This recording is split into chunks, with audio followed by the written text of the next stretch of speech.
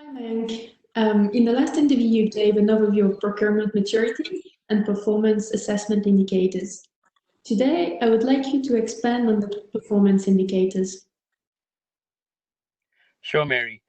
Let me start with painting a picture of the source to pay framework and then talk about what is representative of a good procurement practice. So, typically, we can classify procurement activities across source to pay in the following areas. One, procurement governance, which is about establishing policy and guidelines, strategies and objectives, roles and responsibilities, performance tracking, and follow up. Two, category management, which is about analysis and development of category strategy, targets, and action plan by category. Then three, source to contract management, which is about development of and execution of sourcing strategy and implementation of contracts.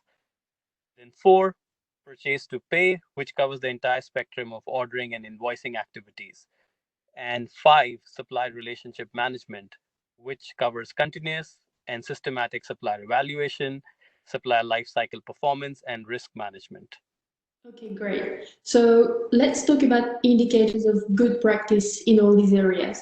Last time you mentioned key aspects of procurement governance. So let's go on to other areas like category management and source to contract. Sure.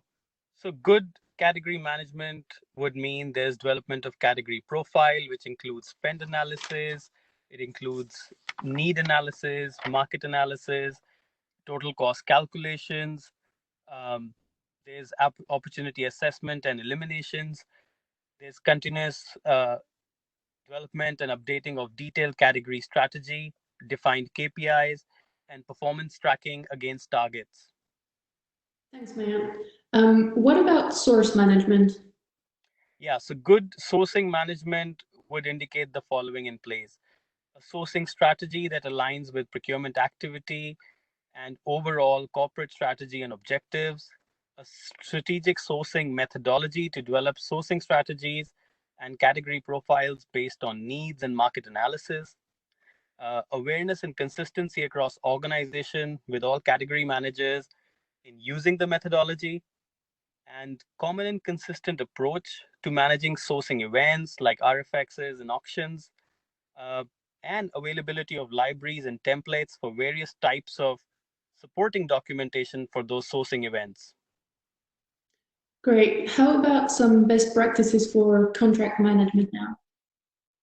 Um, well, good contract management would require well-defined governance for contract lifecycle management, which includes authoring in collaboration with suppliers, centralized digital storage of contracts, and seamless handover into the purchasing process. Availability of templates and legally approved clause libraries for contract documents, and also you need clear ownership of contracts between legal and sourcing managers. Great. Maya, can you share some insight on good practices for purchase to pay process? Yes, Mary, I would say that prerequisite for a good P2P practice are really good procurement governance and upstream source to contract and supply management practices. It's essential to have good self-service requisition and ordering platform, uh, which can embed the buying channels, the contract compliance, and the procurement policy. There should be proper classification of categories, unit of measures, and inbuilt delegation of authority. Uh, have short approval flows, which are primarily based on requisitions rather than invoicing, unless really the buying channel is invoicing against contracts. Also, I think key is operationalizing contracts for P2P, a good level of catalog content, and of course, supplier being enabled for e invoicing. And as always, clear process ownership is very important. Perfect. And last but not least, what about supplier management practices? Yes, Mary. So supplier management is key, and actually, it's a topic in itself, maybe for next time. But let's me touch upon the key indicators briefly. So, broadly speaking, there are two key elements here. One is optimizing the supply base, and two is managing the supplier performance and risk. So it's imperative for procurement to define criteria for what would constitute a strategic, preferred, and approved supplier for them.